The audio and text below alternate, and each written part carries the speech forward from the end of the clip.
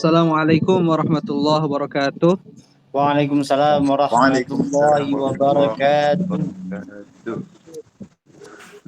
Terima kasih sebelumnya pada Pak Ridwan Sidik. Beliau adalah salah satu guru SMK di Al-Falah.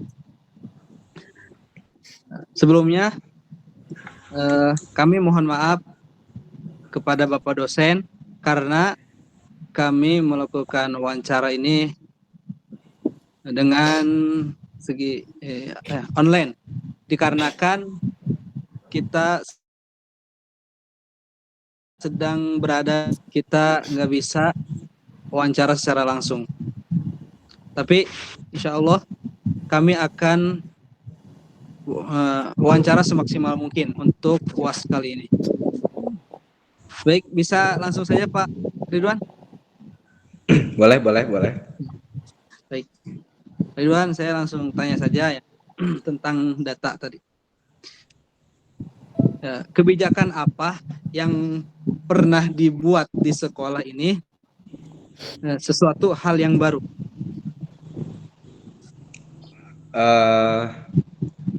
Langsung pertanyaannya boleh. Baik. Ini kebetulan saya pengen tanya dulu, ini di mata kuliah apa ya? Kebijakan pendidikan. Kebijakan pendidikan.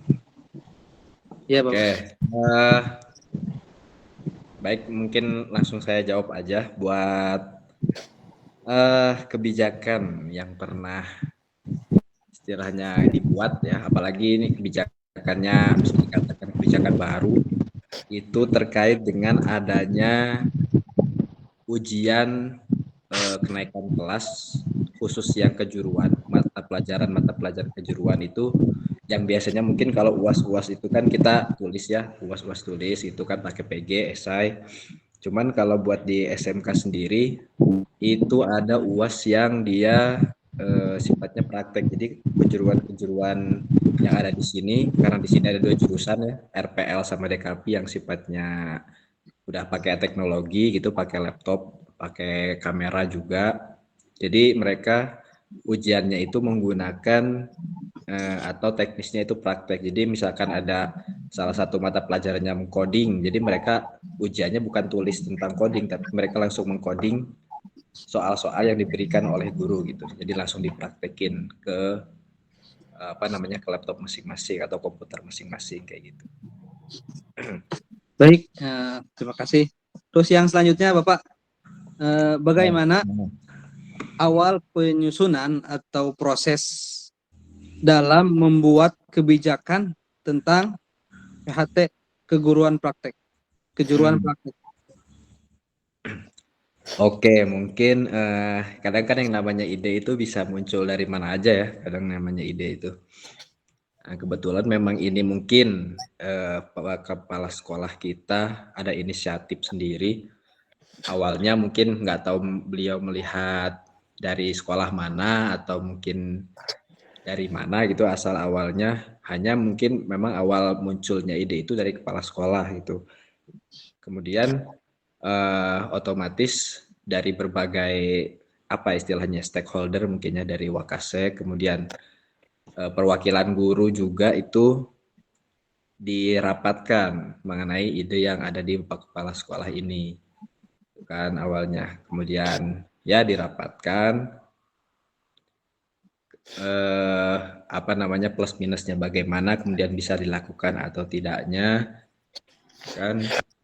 Jadi memang ada dari perwakilan Wakasek itu semua, kemudian juga ada perwakilan dari guru untuk merendingkan kebijakan baru itu terkait dengan UAS yang praktek tadi.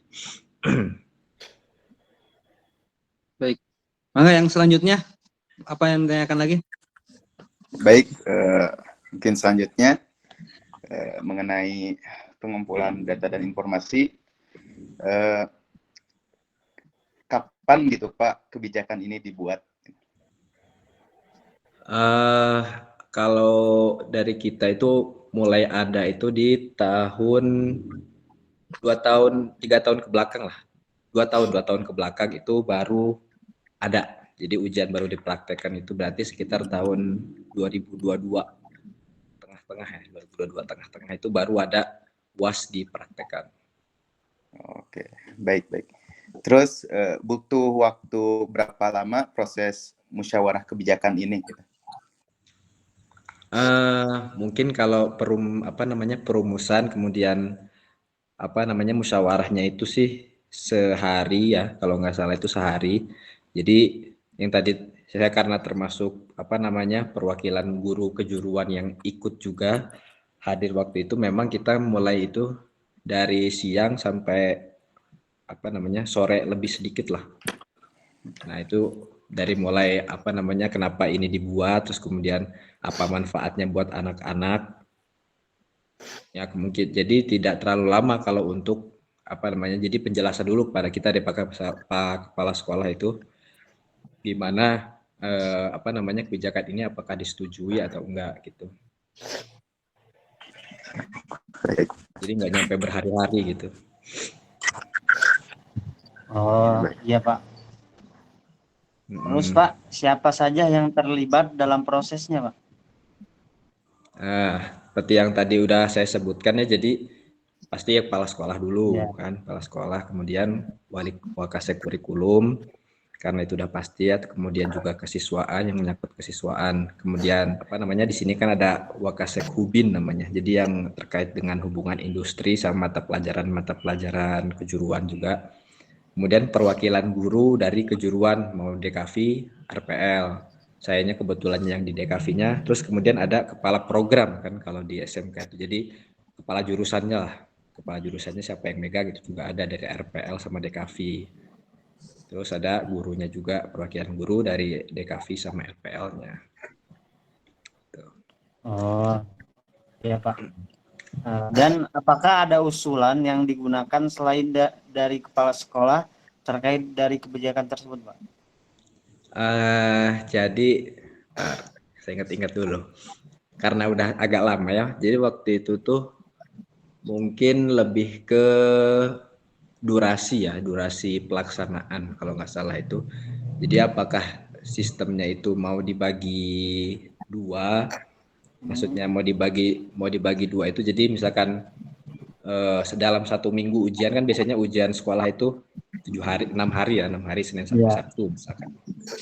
Itu apakah misalkan 3 harinya khusus yang teori atau yang bukan kejuruan, kemudian 3 harinya lagi yang prakteknya gitu. Ada sempat usulan kayak gitu. Kemudian ada lagi yang ngusulin juga waktu itu, kalau yang misalkan sifatnya kayak kan di sini juga ada pelajaran kayak ini ya, olahraga kan pasti ada tuh. Apakah olahraga juga dipraktekkan atau enggak? Cuman waktu itu kalau nggak salah karena kita memang fokusnya di kejuruan, jadi usulan yang waktu pelajaran olahraga itu nggak dipraktekkan, walaupun sebenarnya kita bisa gitu kan nilai dari praktek juga gitu kan buat olahraga, tapi nggak diambil gitu, khususnya kejuruan aja jadi.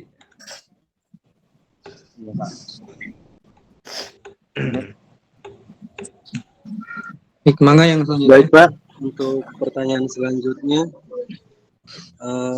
apakah selain kebijakan ini ada kebijakan lain yang harus dimusyawarahkan? Oke, mungkin karena kepala sekolah kita juga itu istilahnya belum menjabat lama ya, habis adanya pergantian juga. Yang kita rasain sekarang ini baru itu ya, cuman ada alternatif di waktu itu yang tadi sempat juga diusulan. Jadi antara UASnya itu di 1 minggu kan full, jadi durasi waktunya 1 minggu full buat praktek aja, jadi nggak ada tulisnya. Kemudian 1 minggunya lagi UAS biasa gitu, atau dibagi dua kayak yang tadi, yang 3 harinya praktek, 3 harinya yang umum.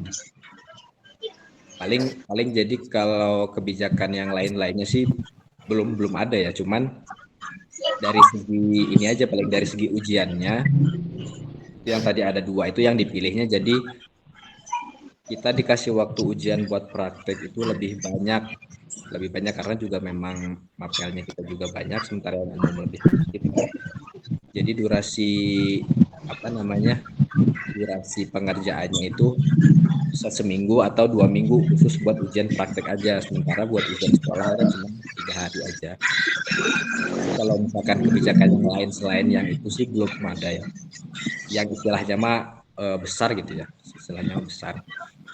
Cuman kalau dari segi pelaksanaan, jadi sekarang itu ujian itu kadang bisa jadi 3 minggu gitu, karena 2 minggunya itu ujian yang praktek, pelajaran-pelajaran praktek, tapi yang ujian tulisnya cuma 3 hari, kayak gitu kali.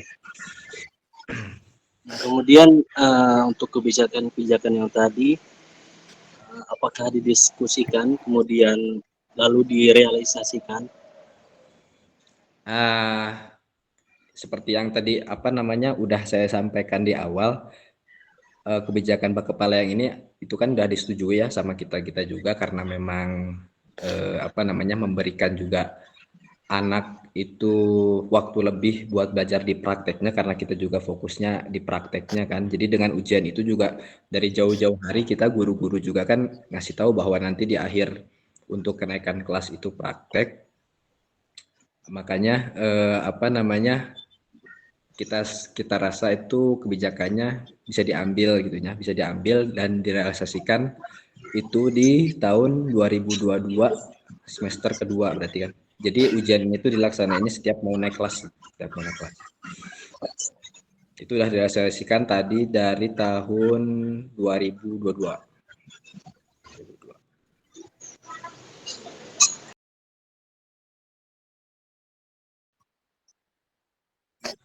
Nah, hasil dari rapat kita semua, jadi kita ngambilnya yang barusan adik yang tiga minggu itu. Jadi bisa 3 minggu, bisa 2 minggu. Cuman melihat kurikulum sekarang di kita ini, karena pelajaran prakteknya juga banyak, jadi kemudian juga butuh waktu yang lebih untuk proses pengerjaannya. Jadi kadang nggak cukup buat sehari gitu kan, kadang nggak cukup buat sehari buat satu mapel, kadang bisa 2 hari. Belum lagi kan penggunaan labcomnya juga yang berganti-gantian gitu kan. Makanya kita milih yang tadinya ada opsi bisa 3 minggu, 2 minggunya untuk ujian praktek, 1 minggunya buat ujian yang umum yang tulis, atau sama yang seminggu dibagi 2, misalkan 3 hari tulis, 3 hari praktek. Kita milihnya yang bisa 3 minggu maksimal atau di 2 minggu buat ujian UAS kenaikannya. Jadi kita ambilnya yang itu, yang 3 minggu atau 2 minggu itu buat ujiannya.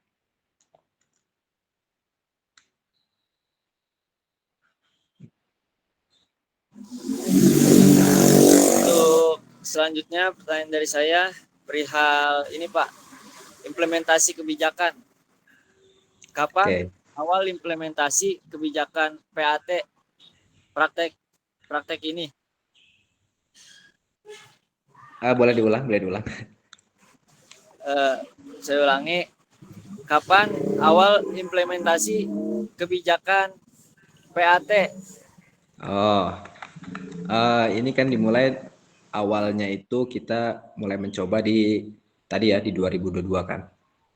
Di 2022 kita coba tes gitu kan ke siswa, bagaimana gitu kan nanti respon-respon mereka, kemudian tugas-tugas yang diberikan oleh guru itu sanggup apa enggak gitu. Kita mulai itu dari tahun 2022, berarti bulan bulan Juni atau Mei kali ya, 2022 itu. Sekitar itulah. Terus apakah ada guru yang mengalami kesulitan dalam melakukan proses pelaksanaannya? Oke, waktu kita mulai itu kan memang setelah rapat itu kan kita juga ada sosialisasi ke guru-guru yang lainnya, karena kan guru kejuruan itu nggak mungkin satu-satu kan, pasti ada yang guru-guru yang lain juga yang guru kejuruan. Nah itu kita kasih tahu dulu, kemudian dari guru-guru kejuruan itu kita kasih tahu lah ke anak-anak itu kan dari jauh-jauh hari, mungkin kalau nggak salah itu awal-awal semester 2 lah kita itu menginformasikan ke guru-gurunya itu di awal-awal semester 2, karena biar ada jaraknya agak jauh kan buat persiapan ke anak-anaknya juga. Jadi justru malah guru-guru yang lain itu lebih apa ya, lebih excited lah, lebih ini ya, lebih seneng gitu. Kalau apa namanya ujiannya praktek gitu kan. Di sisi lain mungkin kan kalau misalkan kita kan bikin soal itu ini ya, per guru gitu kan kita ngetik misalkan PG 40 kan lumayan tuh banyak tuh kita ngetiknya kan. Satu-satu bikin ABC-nya per materinya gitu kan, per silabusnya itu kan lumayan ya, lumayan leg-leg lah. Kalau kalian mungkin pernah ngerasain bikin soal yang banyak gitu kan. Karena kan kalau yang umum itu biasanya kita itu 45 atau 50 soal kan. Kalau biasanya sebelum ada praktek itu. Sementara pas sudah ada praktek itu, kita tinggal ngasih job sheet aja, misalkan perintahnya apa. Misalkan kalau di DKV itu, silahkan kalian membuat poster dengan tema makanan. Udah kan soal itu tinggal gitu aja. Silahkan membuat soal poster makanan. Tinggal nanti kita durasi waktunya berapa gitu kan, terus tekniknya yang dipakai apa, aplikasinya apa. Kita kasih rules-nya kayak gitu misalkan. Aplikasi apa yang digunakan, terus kemudian fontnya apa, warnanya apa. Nah itu nanti anak-anak yang ngejelasin pas presentasi di ujiannya. Kayak gitu. Jadi ke guru-gurunya juga kalau buat guru-gurunya mah enak gitu kan. Cuman kadang ada aja misalkan yang mungkin apa namanya murid tinggal ngisi aja, tinggal pilih PG gitu kan. Ini harus praktek gitu. Cuman kalau buat guru-guru sih enak aja. Kadang siswa juga malah kebanyakan lebih enak karena mereka jadi banyak buat prakteknya gitu, nggak banyak harus menghafal jadinya kan. Kayak gitu sih. Untuk selanjutnya Pak, untuk dari siswanya, apakah dari siswa ada yang merasa kesulitan dalam mengerjakan ketika pelaksanaannya itu Pak? Karena basic kita praktek, kemudian apa namanya ketika dikasih ujian yang praktek kayak gitu, anak-anak juga kan udah biasa ya kita kan kadang tugas-tugas juga kan ada yang sifatnya praktek kan, tugas-tugas durasi waktunya mungkin apa namanya kita juga kan dari sekolah itu ngasih waktunya juga lama buat apa namanya anak-anak ngerjain gitu kan, tergantung apel lagi sih sebenarnya. Ada yang misalkan harus hari H beres gitu kan, ada yang memang dikasih waktu misalkan 2 hari, kemudian di akhir presentasi juga ada. Justru malah anak-anak kebanyakan, walaupun ada saja ya misalkan pengennya tulis gitu kan, karena di praktek udah di tugas-tugas harian juga udah praktek gitu kan, pengennya nulis. Ada, cuman sebagian besar memang lebih seneng ketika ujiannya itu praktek, karena mereka istilahnya mah sedikit mengurangi untuk mereka menghafal gitu kan, sedikit untuk, karena dilihat juga memang mapel kejuruan itu lebih banyak daripada mapel umumnya kayak gitu. Jadi anak-anaknya juga enjoy lah untungnya. Baik, terima kasih Pak. Oke. Baik Pak, untuk pertanyaan selanjutnya, untuk proses evaluasi terhadap kebijakan ini bagaimana Pak? Oke, kita kan waktu nyoba pertama kali itu kita lihat dari sisi apa ya, keaktifan siswa kali ketika mengikuti ujian, apakah mereka lebih nggak mood gitu kan daripada ujian yang biasa tulis gitu kan, apa gimana. Ketika di hasil, karena kan ujian itu kalau ujian praktek itu kan yang ngawasnya kan, kalau misalkan ujian tulis kan kadang yang ngawas itu bisa diacak kan kalau ngawas. Nah cuman kalau buat kejuruan itu ketika ujian misalkan mapel desain grafis, misalkannya mapel membuat poster, jadi yang ngawasnya pasti si guru yang desain grafis yang buat poster itu. Jadi nggak yang ngawasnya itu misalkan guru matematika gitu, nggak. Jadi sesuai sama tugas sama guru yang ngawasnya, jadi sama gitu. Nah itu ketika semuanya disetorkan ke kepala memang karena positif gitu ya, positif hasilnya, jadi bagus lah gitu dari anak-anaknya juga, dari guru-gurunya juga. Kemudian kan kita lihat dari sisi apa namanya nilai dari permapelnya itu, khususnya praktek tadi kan. Kita lihat apakah ada peningkatan kan, jadi nilainya kan bisa kita lihat itu 2 kalau praktek kan.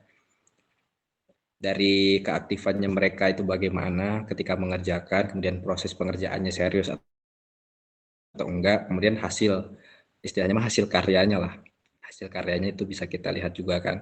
Contoh kalau desain grafis misalkan apakah sudah sesuai dengan perintah yang guru sampaikan, misalkan dari aplikasi yang digunakan, bagaimana gitu kan, kemudian hasil karyanya sesuai dengan teori-teori yang udah diajarkan, mulai dari teori warna, pemilihan huruf kalau di poster kan, kemudian kalau di coding hasilnya nggak error gitu kan, misalkan bikin aplikasi lulusannya mereka jadi paham pelajaran-pelajaran kejuruannya juga, karena waktu yang lebih banyak buat mereka praktek, kemudian juga di ujian kita bisa lihat langsung hasilnya gitu kan. Di sisi lain dari praktek-praktek yang udah mereka lakukan di harian kemudian disatukan jadi suatu karya yang lebih besar lagi di ujiannya, itu hasilnya bagus gitu. Dari nilai-nilai pun jadinya lebih bagus gitu hasilnya, kayak gitu. Kayaknya Jadi positif. menurut Bapak, apakah kebijakan ini akan terus berlanjut? Akan terus dilanjutkan? Karena melihat kesemangatan dari anak-anaknya juga, kemungkinan ini masih akan terus lanjut ya, makin akan terus lanjut, karena ini juga kenapa ujian praktek ini juga dilakukan gitu ya, karena untuk menunjang di tugas akhir ketika kelas 3 nanti. Ketika kelas 1, kelas 2 mereka ada ujian praktek di UAS-nya ya. Kalau sekarang asesmen akhir tahun. Karena di akhir tahun bukan di akhir tahun ya, di akhir pelajaran mereka nanti kelas 3 itu kan ada yang namanya uji kom. Nah, sementara uji kom itu kan walaupun soalnya dari dinas, cuman kan rules-nya itu mirip-mirip lah. Rules-nya itu mirip-mirip. Jadi perintah-perintah untuk mengerjakan soal, membuat karya di akhirnya itu kayak gimana gitu. Makanya ketika ada ujian praktek ini, mereka juga jadi udah terbiasa nantinya ketika uji kom di akhir kelas 3 itu, mereka udah biasa karena di kelas 1, kelas 2-nya kita gunakan di ujian akhir itu yang teknisnya mirip sama uji kom. Kayak gitu. Makanya udah pasti ini akan terus berlanjut ya. Kayak gitu. Baik Pak, terima kasih Pak. Oke, sama-sama. Baik, alhamdulillahirrahmanirrahim. Wawancara kita telah selesai. Saya mohon terima kasih kepada Bapak Siddiq, Pak Ridwan Siddiq yang sudah meluangkan waktu buat kami. Sama-sama. Ya, sama-sama. Mungkin mohon maaf juga kalau misalkan ada pertanyaan-pertanyaan yang mungkin kurang kurang penuh gitu ya, kurang maksimal ya. Nanti kita kalau mau ditanyakan lagi boleh, atau misalkan karena waktunya terbatas ya mungkin seada-adanya nggak apa-apa. Mungkin dari saya kalau misalkan ada yang kurang maksimal atau bagaimana ya mohon maaf lah gitu. Insyaallah sangat puas Pak. Ya, semoga bisa ini ya, bisa mencukupi lah semoga. Amin. Amin. Baik, mari kita tutup wawancara ini dengan doa kafatul majlis. Subhanakallahumma.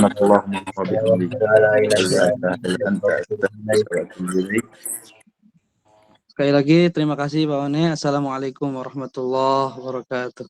Waalaikumsalam warahmatullahi wabarakatuh. Pap.